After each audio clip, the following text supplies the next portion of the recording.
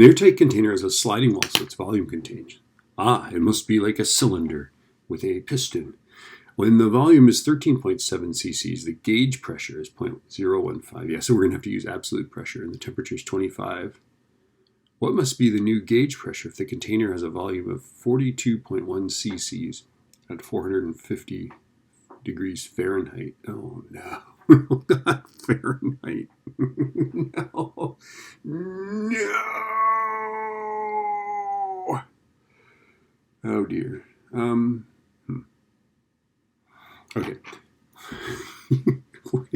Okay, let's see, 25. So what we're going to do is we're going to go 25 times 5/9.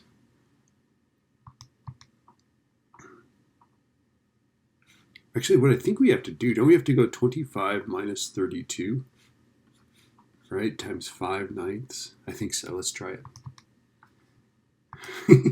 Left parenthesis, 25 minus 32.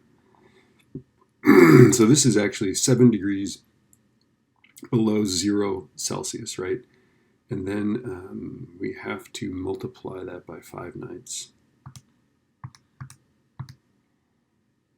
Because, and I'm getting that this temperature here is negative 3.88888 degrees Celsius, right? Okay, but we can't even use that, right? We can't use Celsius. We got to use, we have to use kelvins, right? So this temperature we have to add 273.15. Okay, so 269.26111. Okay, so 25 degrees Fahrenheit is 269.261 bar kelvins. Okay. Okay, and then it's at 450, right? Where we put it in the oven. Oh, no. Oh, no.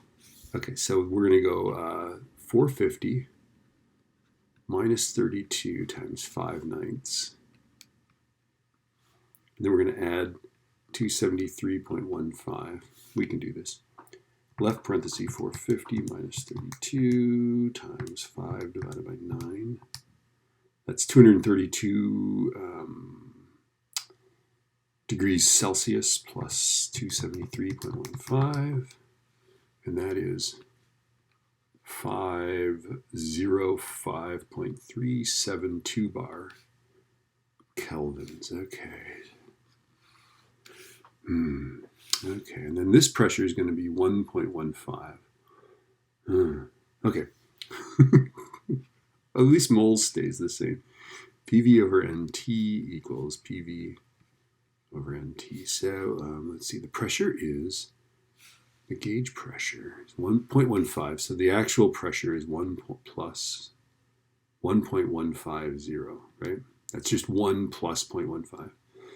And the volume is 13.7 cc's.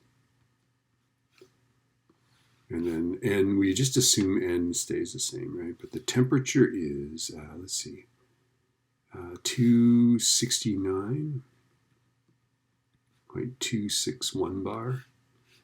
Okay, so let's make sure this is the first situation, is this gauge pressure is 0.15. So the absolute pressure is 1.15. It's 13.7, and it's this temperature. Okay.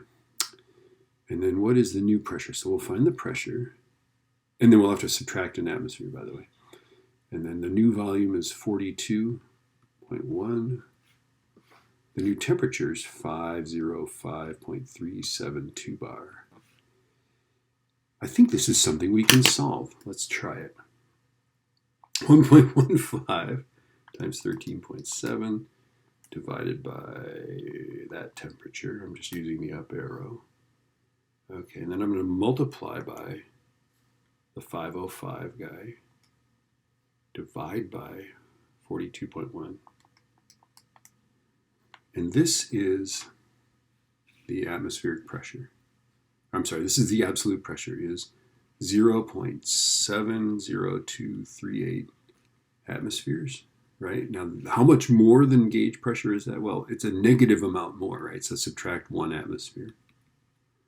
Okay, since it's below 1 atmosphere, it's going to be a negative gauge pressure. So subtract 1, and we get that it is a negative pressure, a negative gauge pressure, sorry.